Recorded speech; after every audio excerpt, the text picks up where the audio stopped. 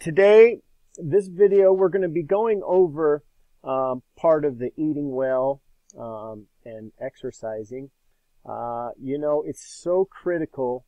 One of the essentials of health, if you remember, is that we need to have oxygenated cells for your body to function properly. Okay, when our body is in a state of anaerobic condition, or it's in a deoxygenated environment, that's when cancer and disease processes thrive, is in that anaerobic environment. So the more we can oxygenate our cells, get more lean muscle mass, the healthier our body can be at that cellular level, and the more difficult it is for disease processes to take hold and cause a lot of these problems that you're suffering with. So we're going to get into what's called metabolic conditioning or surge training, and I'm going to be going over a little bit of that with the Max T3 video that we used. So let's get started here. You're going to learn a lot. So basically, most people think that it takes a long time to exercise, and that's just not the case. We're going to show you why, and we're going to show you how to do that. Okay? I'd like to start off right here. What's wrong with this picture? This is very funny because, people say, hey, I'm going to the gym, but as they walk into the gym, you notice all these people, they're taking the escalator. They don't, God forbid that they have to work out a little bit more and take the stairs. So, it's just kind of funny how what people define as exercise. So let's get started. We don't want to be these people on the escalator. We want to be the person taking the stairs and running up those stairs. Okay? So first, a little background. What's happened to our health in the last 30 years? Well, if you've heard me talk before, obviously we've had this huge problem with obesity, even amongst our children. Adolescent obesity has tripled, and we have skyrocketing rates of heart disease, diabetes, cancer. Again, in the United States, depending on which research study you look at, it's between 83% of Americans die of heart disease or cancer. You add in the new millennium diseases with ADD, ADHD, women, their thyroid problems, things of that nature. These things that are taking root in our country, that goes up to the 90-95% rate. So we don't want to do what everybody else is doing. We need to do something different because it's not working. We have record levels of arthritis, joint damage, and surgeries. I talked a little bit more about the female problems. We have the thyroid conditions and the hormone problems, all of these autoimmune diseases. We have asthma and allergies. So, and then you get into depression. 8 million children are now on psychotropic drugs, these class 4 narcotics, which is the same class as crack and cocaine, and they're mind-altering drugs. So, the way we're going with our health is not good. And again, you need to be applauded because you're taking steps to change your life and to get it on the right track. According to Pentagon figures, roughly 35%, which is 31.2 million Americans, are unqualified for military service because of poor physical shape. And it just keeps getting worse and worse and worse. So let's go over some fitness facts. Regular physical activity and exercise are critically important for your health and your well-being of people of all ages, from a child below 12 years old to an elderly person. All of us are suffering from these chronic illnesses, and many of them can be prevented or improved through regular physical fitness and this metabolic conditioning. And I don't know if you've heard it or not, but there is a law called the law of adaptation with your body. And basically what that states is your body will adapt proportionately to any demand placed on it. So, if you're out in the sun a lot, it's going to start adapting and you're not going to get sunburns. When you exercise, you'll start producing muscles. And guess what? When you're sitting on the couch and drinking Coke, you're going to produce more fat. Well, we want to produce more muscle. Why? Because more muscle equals more oxygen to the tissues, which then equals an environment within your body that makes it very, very difficult for disease processes to take hold and thrive. Let's get in a little bit about what fitness is, because a lot of people don't understand what fitness is. So, we took this, here's one definition from answers.com, and it says physical fitness is commonly defined as the capacity to carry out the day's activities, pursue recreational activities, and have the physical capability to handle emergency situations. So that's one definition of fitness. There's another definition of fitness that says it's the capability of the body of distributing inhaled oxygen to muscle tissue during increased physical effort. This is the definition that we use, because this right here is what is going to keep you healthy, or at least give you the opportunity to be at a healthier level. Okay, and again, it's getting that oxygen to all of our tissues. I'm really big on research, and I like to look at the studies. So this first one from Journal of the American Medical Association is probably one of the most prestigious journals, if not the most prestigious journal in the world. And it showed that, fitness was a significant mortality predictor in older adults, independent of overall body fat. So let's look at that and see what they came up with that study. If you look at this graph here, right here we have the death risk on this y-axis. On this x-axis, you can see it shows the body fat percentage. So the blue, what's in the blue are the people that are unfit, and what's in the red are the people that are fit. Now remember, fitness was defined as your body's ability to carry oxygen to the cells of your body. It was independent of how much body fat. So if we look at this, we take a group here, we have all these people here had 17% body fat, which is, probably pretty good. And if we look at this, the unfit people, basically their bodies didn't deliver oxygen, even though they didn't have a lot of body fat. They had a much higher death risk, about double, than the people whose bodies delivered that oxygen to their cells and tissues. Again, we go up to 17 to 25% body fat, we see the same thing. Unfit people, they could not get oxygen to their cells, had a higher death risk than the fit people. And people that were even above 25%, when they start getting into the obese range, same thing. So unfit people, the people that could not deliver oxygen to the cells, much higher death rate than the people that were fit, but they had the same amount of body fat. Again, what does that tell us? Well, that tells us that, sometimes we're all made a little bit differently. Some people have a little bit more body fat, okay? Just because you have more body fat does not mean you can't be a very, very fit person. Let's go on to another study, and this is from the British Journal of Sports Medicine. And they did a study on exercise and depression. And what the researchers found was that just walking for 30 minutes each day improved a patient's symptoms faster than an antidepressant drug.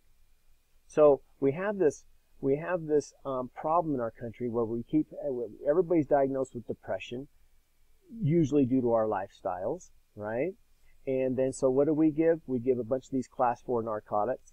But the research out there shows, hey, get out there and exercise, and that's going to be more benefit to you than taking these psychotropic drugs, which have a horrendous list of horrible side effects. Okay? You're never too old to exercise. Okay? This is from a study on the Human Nutrition Research on Center of Aging, and basically they enrolled 10 90-year-old nursing home residents in an 8-week high-intensity resistance training program, which is what we're going to teach you. What did they find after these 90-year-olds got done with this 8-week program? Well, they found that these subjects experienced an average gain in strength of 174%. Their thigh muscles increased in size by 9%, and their walking speed increased by 48%.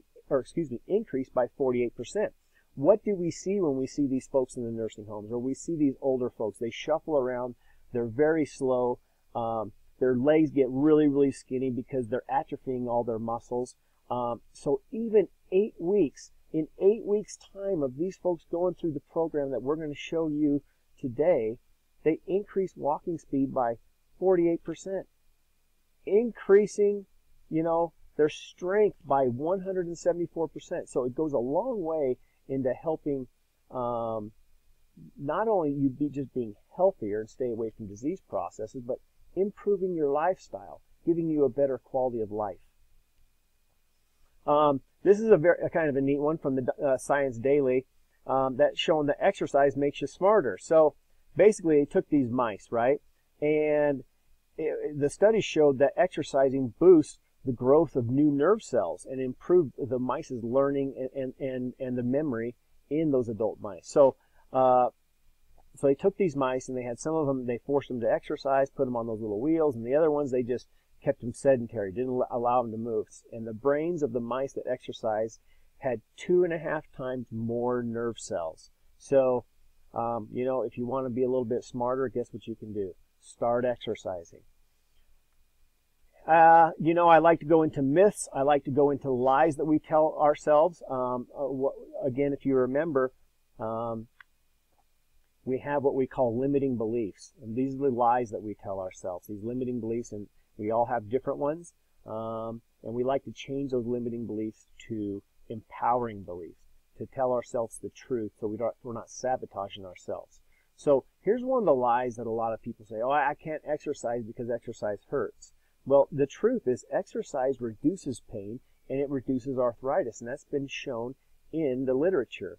In fact, I'll tell you right now, all of my college career playing football in high school, playing football in college, playing rugby, I have a lot of old injuries, and I've had knee surgery, I've had ankle surgery, but I'll tell you what, when I'm not on my nutrition, when I'm not exercising, it may be a little bit difficult sometimes when I exercise, but every time I'm off of my exercise routine, my pain level goes way up compared to when I am exercising. So don't listen to yourself when you start telling yourself that lie. Here's another lie we like to tell ourselves. I don't have time for exercise. This is one of my limiting beliefs.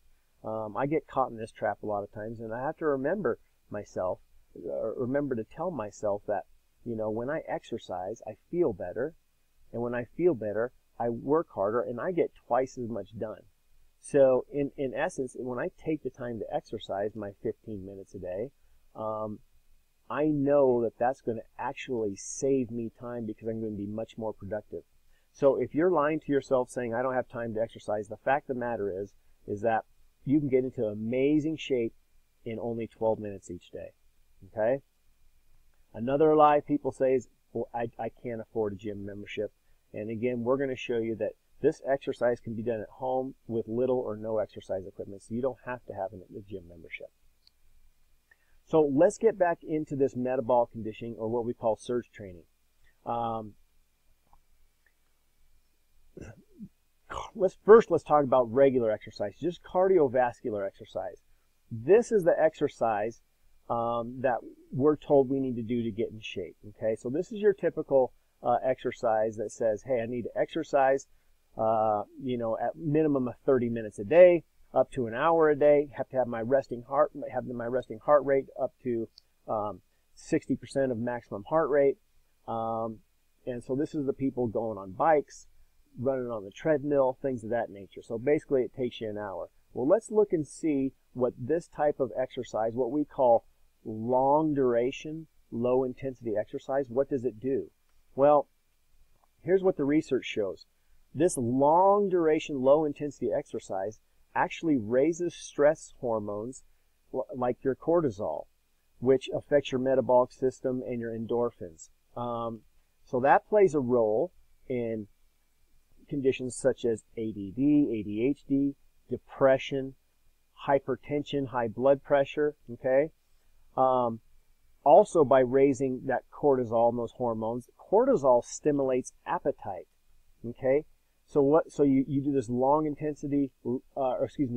duration, low intensity exercise. What does it do to you? It stimulates your appetite, so you're hungrier. So a lot of times you eat even more, and a lot of times even more of bad food, and you're doing all this hard work with your exercise and you're not seeing any gains of weight loss.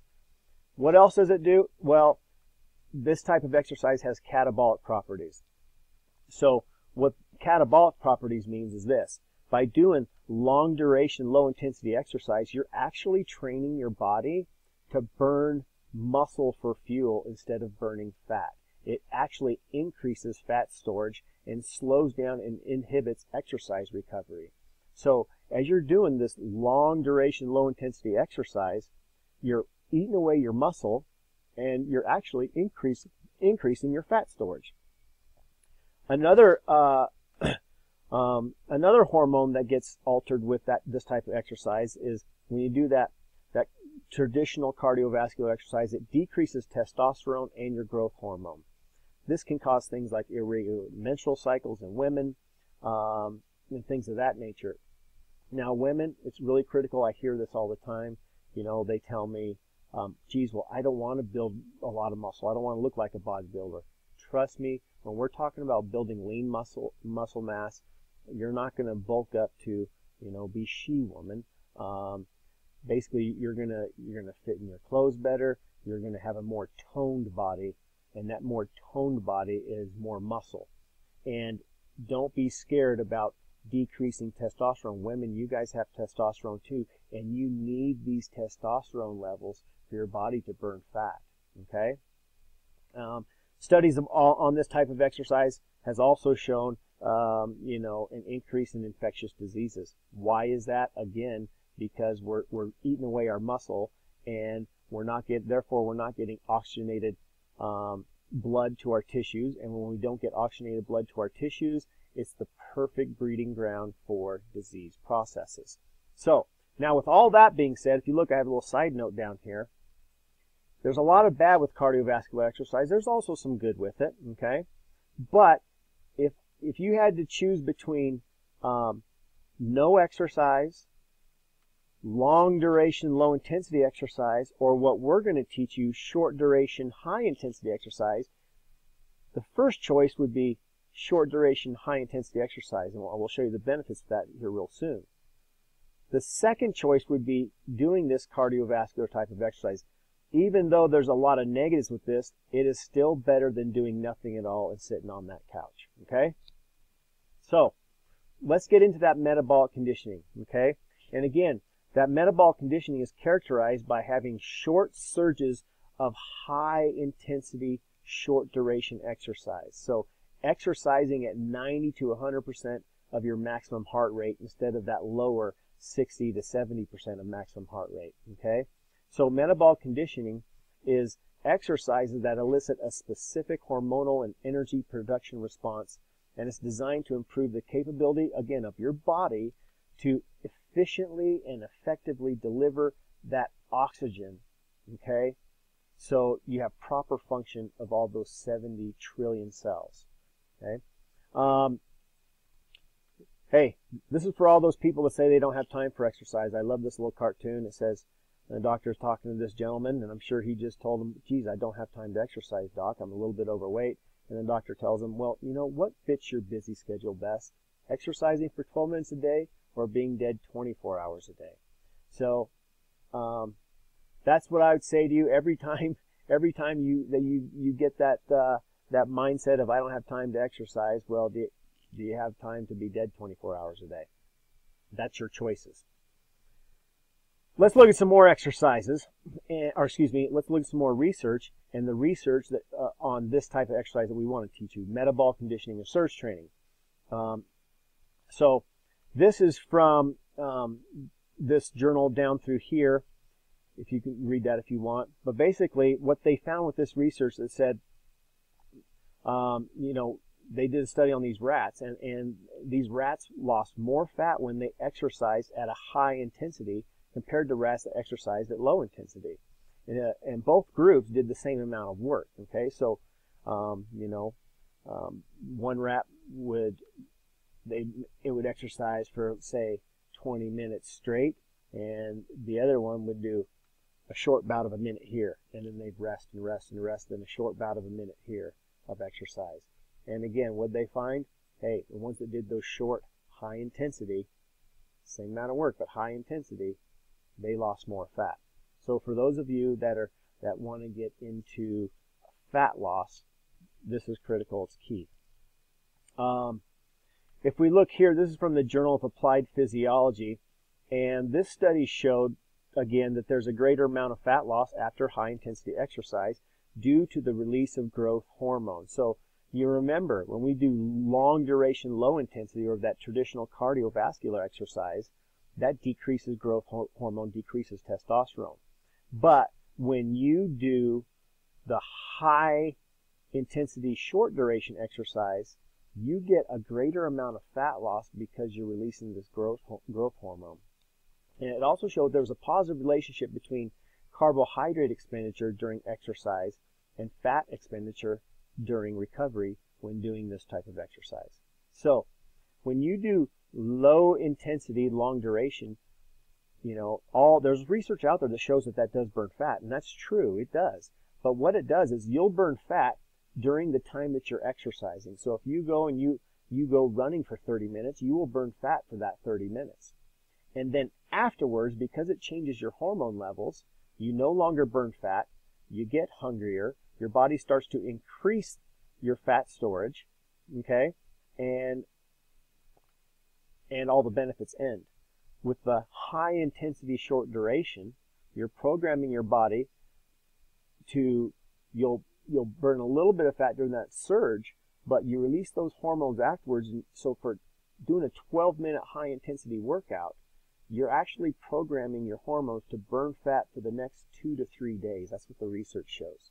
So me personally, I would rather exercise for 12 minutes and get 2 to 3 days of fat loss compared to exercising for 30 minutes and getting 30 minutes of fat loss. Does that make sense?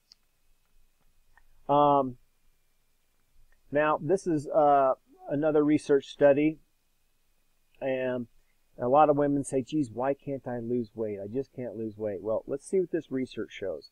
It says there was a significant loss in body fat in a group of women that exercised at a high intensity, meaning they were at 80 to 90% of their MHR, which is maximum heart rate.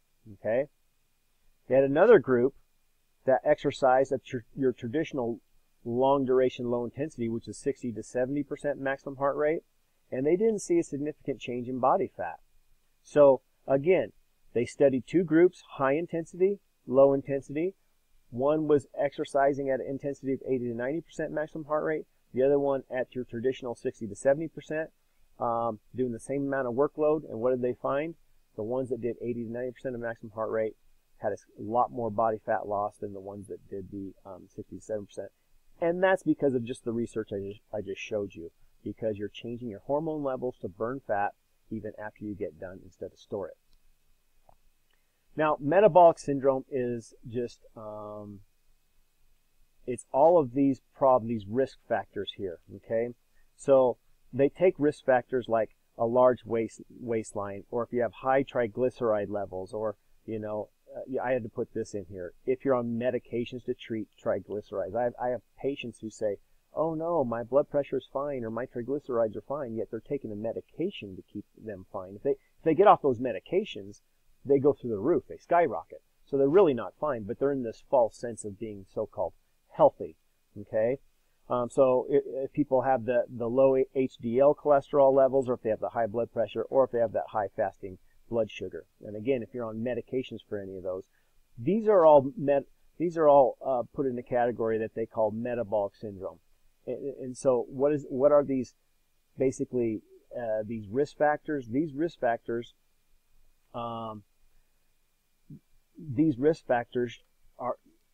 they raise your risk for diseases like heart disease, diabetes, stroke, heart attack, cancers. So people that have any one or a combination of these risk factors, which we say is called your metabolic syndrome, you're getting high risk for all these very, very common American Western lifestyle disease processes. Okay. I wanted to go over to metabolic syndrome because some of this research that we're going over will talk about metabolic syndrome. So when we say metabolic syndrome, that's what we're talking about, is those risk factors. So let's look at this. So here's another, this was out of the journal Circulation, and they showed that high intensity exercise reverses most of the risk factors associated with metabolic syndrome. Okay, so what they did is they took some people and they did 16 weeks of this high intensity exercise program. Almost half of the people who were enrolled in that trial no longer had those metabolic syndrome. They no longer had the high blood pressure. They no longer had the high triglycerides. They no longer had the larger waistline. Okay, now they also did another group with just the regular cardiovascular type of exercise, that long duration, low intensity, and they had a much less impressive gains. Okay, so the research is out there, so you guys will be on the cutting edge with what you're doing. Let's look at these two pictures. I want to show you something here.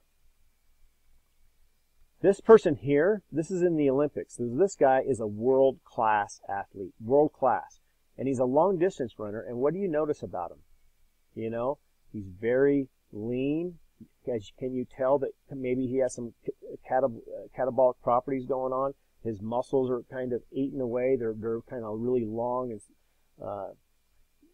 they just don't look like healthy muscles. You know, you take somebody who's not an Olympic athlete who just does a lot of long distance stuff. I've seen so many people that run miles and miles and miles a day, yet they still have, they look pudgy as well with that muscle wasting. And then we look over here, and here's a gentleman from North Carolina, you know, a college athlete, and he's a sprinter. But look at his muscle mass, right? Would you rather have more of this lean muscle mass or more of this catabolic muscle wasting? Okay? So this person, what does he do all the time? Well, his training workout is he'll go out to the track and he'll sprint 100 yards and then stop. Rest. Sprint 100 yards, then stop. So he's doing high intensity, short duration training. This guy will go out and maybe he runs a marathon or runs 30 miles and it takes him 8 hours. Okay, so again, much different hormone levels if we were to test these in these two folks. Let's look at the results of metabolic conditioning. Again, when we do metabolic conditioning, it increases your growth hormone, testosterone. Okay, and what does that do? That causes the fat to be continuously burned for 36 hours after you get done. Also causes your muscle building, not muscle wasting, and increases your sensitivity to insulin, so your body's able to bring sugars in to utilize for energy. Okay, which is huge, especially for all the sugar burners out there with the standard American diet and the problem with diabetes in our country. Okay, so all the things we want, that's what metabolic conditioning does for us. So, incorporating metabolic conditioning or surge training, you know, you can do any type of exercise. You know, you can do cycling, sprinting, climbing up stairs, doing elliptical, whole body movement, squat, thrust, lunges, anything that raises your heart rate to 90 to 100%. So the difference is, somebody, if they were incorporating metabolic conditioning surge training to change their hormones, you know, instead of just going out and riding your bicycle for 2 hours at a low intensity, maybe you want to take your bike out and you go as hard as you can for 30 seconds and then you coast. And then you do another surge of as hard as you can for 30 seconds and then you coast. So you see the difference? It doesn't matter the exercise, it's how we're doing it. Okay? So there's a lot of different ways to do metabolic conditioning. The important thing is that you guys understand the principles behind it and why you're doing it. But there are other elements of fitness. Okay? So metabolic conditioning, this is our staple. This is what we want to do. But what else is important? Well, we want to have power. We want to increase our strength. We would like to have endurance. We'd like to have flexibility. We'd like to make sure our core is strong. We have good coordination, balance, and agility. So all of these things, if we have the right program, we would like to have a little bit of each of these, but do them within the realm of metabolic conditioning. Okay? The program that I start my patients on, again, this isn't the end-all, be-all program. But this is when I was with Maximized Living. This is what we were using with all of our Olympic athletes, and we use with even in the office here, you know, 90-year-old patients. this is a great place to start because it's going to teach you a lot of different exercises. They have programs for surge, programs for upper body workouts, programs for lower body workouts, programs for just a whole facet of different types of exercises that's going to give you, in addition to the metabolic conditioning, it's going to give you the coordination, the balance, the strength, things of that nature. So do you have to use only this? No, but I'll tell you what, I would start with this, and then you can alter things as you go along, okay? So Max T3 is the video we gave you. Now the T3 stands for, there's 3 T's on how we do this exercise. So there's 3 things that we can change to make sure we're staying at that high level of intensity. We can change how long we're doing the exercise, how long our surges are. We can change the time. We can change what type of exercise we're doing to make it harder. Or we can change the tempo, how fast we're doing it, or the frequency of what we're doing it. So Max T3, the 3 T's, those are the 3 things that we can change to make sure we stay at that high intensity.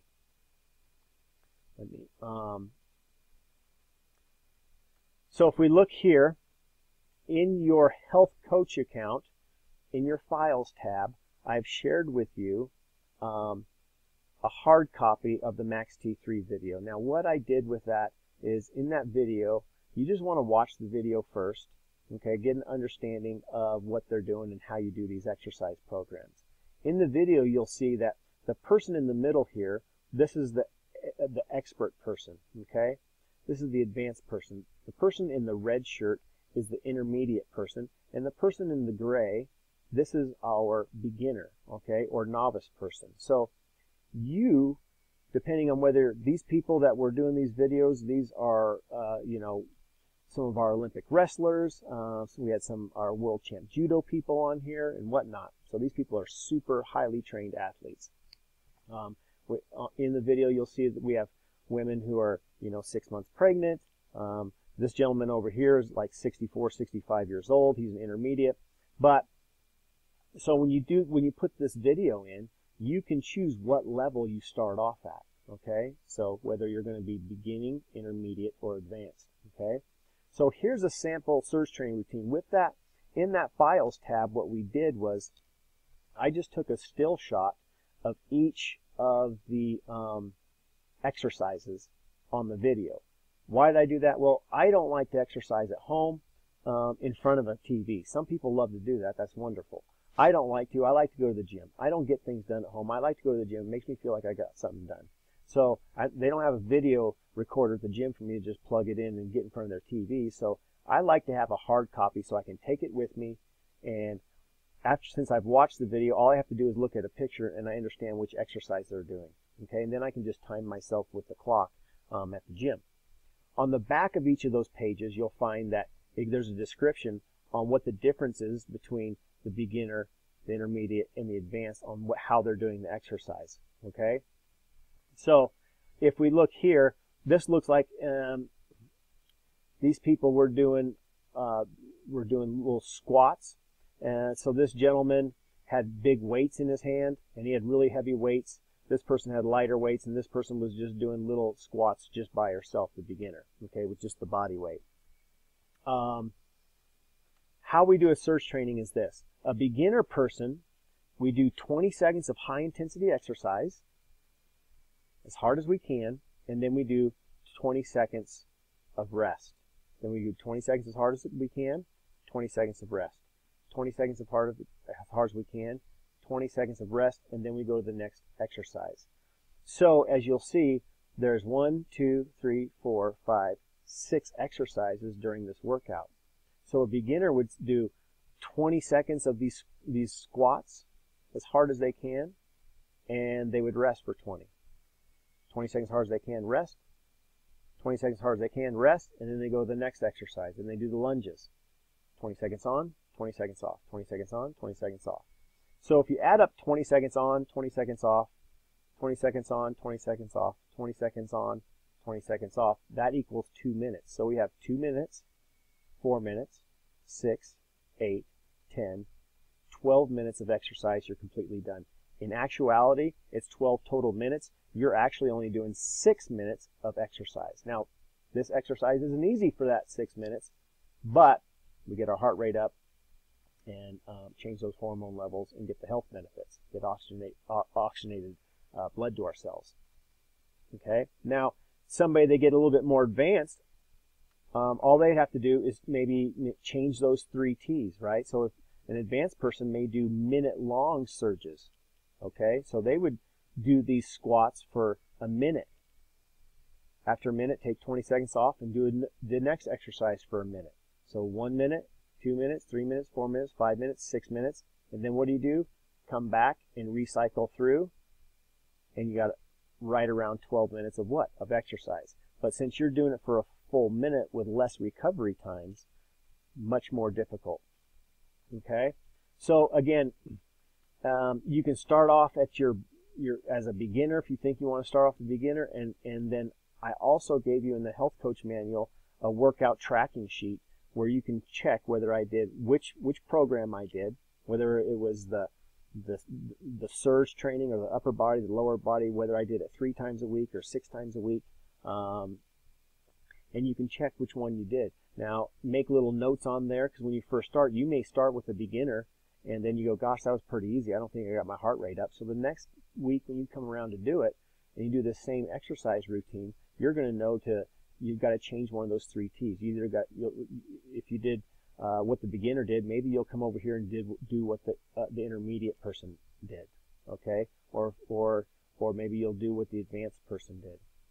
If you have any sort of injuries, like let's say somebody has a knee injury, so it's very hard for them to do lunges, okay, or jumping lunges. Sometimes that gets difficult. So, well, if you can't do that because of a knee injury, okay, we'll just skip that one and add one of these others in and do one of these twice.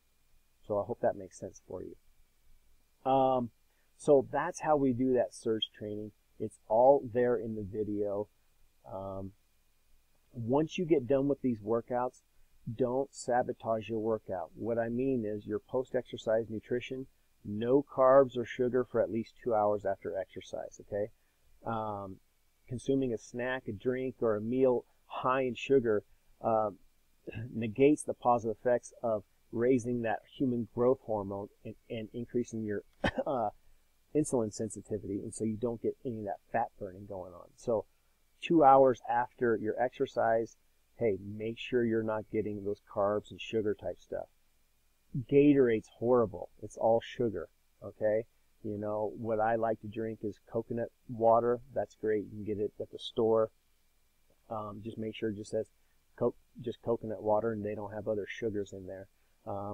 Those protein smoothies from Design for Health, the paleo meal, or if you're using the stuff from Maximize Living, those are great ways to replenish after an exercise.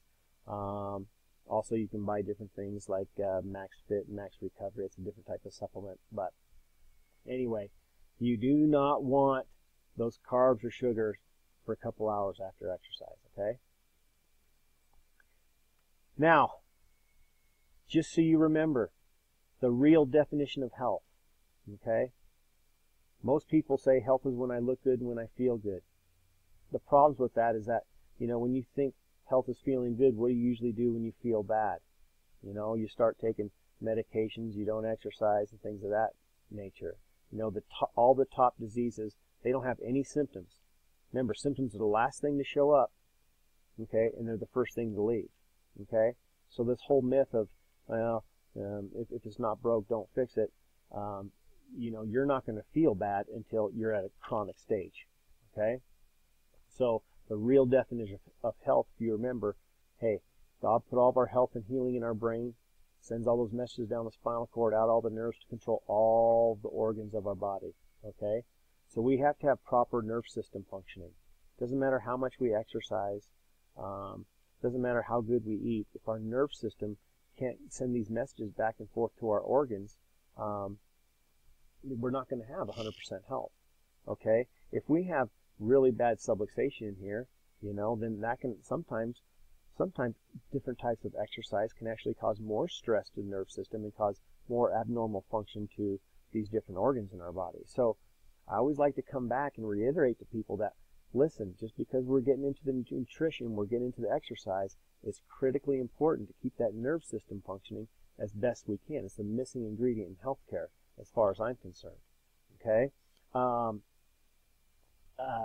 So what you're doing at home with all of your home rehab and things of that nature, and for restoring your nerve system function, don't let that slide. It's very critical for you to get 100% health. Okay? If you remember, we get different subluxations or misalignments in our nerve system. Function can cause a lot of symptoms like your headaches, insomnia, brain fog, depression, fatigue, diabetes. You know, again, these are just warning signs and symptoms that your body's not functioning properly. These are not the problem. We just want to make sure we get your body functioning at the highest level possible, which means restoring nerve system function, putting good foods in our body, making sure that we're exercising the right way with metabolic conditioning, and removing those toxins. And then also making sure we're developing lifestyle habits that will continue on for years. So it's just how we live. And so that will give us a much higher percentage chance of being healthy and having a life that's productive and without pain, misery, and sickness and disease. Okay? So if you remember, you know, if somebody had an x-ray like this and their spine should be right here and it's all the way over here, you know, they get done with some of that rehab and we get it straighter here. If we look at this, which person is healthier, this person or this one? Whose nerve system function is functioning at a higher level, this person or this person? So make sure we're keeping on with with all that stuff that we gave you. Okay? And again, if you remember from the health class, or if you forgot or you haven't seen this, this is one of my favorite research articles. It's from the Journal of Manipulative and Physiological Therapeutics. And again, they took all of these patients, you know, these 300 patients, and they did this corrective chiropractic care, and then they did maintenance care for 5 years, and then they compared it to 300 people that had no symptoms. And what did they find with the people that made sure their nerve system was functioning? They had 50% less medical provider visits. Okay, they had 60% less hospitalizations, 62% less surgeries, 85% less pharmaceutical costs. More importantly, if you look up here, they had the people that did the chiropractic and the nerve system restoration, they spent only 31% of the national average for their healthcare expenses. Since they were all 65 years of age and older, on average, when they tracked them for that 5 years, the people that really implemented nerve system function saved $6,000 per year. So 6,000 times 5, these people saved $30,000. So what you're doing right now and the money that you're putting into getting your health in the Renew program and getting your health on the right track is going to pay off huge dividends in the future. Okay? So, again, you should have the video. It's only 12 minutes per session. Again, we want to make sure we're getting short duration, high intensity, because that's going to program our hormones to start burning fat, start building more lean muscle mass so we can pump more oxygenation to our cells and tissues. What's that going to help us with? Well, you saw the research. It's going to start helping you with your thought process. So it's going to help with depression, ADD, ADHD, all your metabolic syndromes, your fat loss, your large weight line. It's going to help with your triglyceride levels, your blood sugar levels, all of that. Again, remember, God doesn't make junk. He designed your body to be a self-healing, self-regulating organism. So if we do the right thing repetitively over time, you're going to heal and you're going to get better. If you go to the store and buy an exercise ball, and if you see these little bands, they have these at Sports Authority. Sometimes you can get them at Walmart or Target, and you just switch these handles out because there's different thicknesses of cord. You can do, so for $30, you can do every single exercise within this video. You don't need the gym membership, so you can do it right there at home. And I believe that that is about it. So if you have questions, again, on Health Coach, you can send me a little email and message me. And other than that, happy exercising. I'm excited for you, and we're going to see how your health changes and gets even better once we start implementing a proper exercise routine. God bless.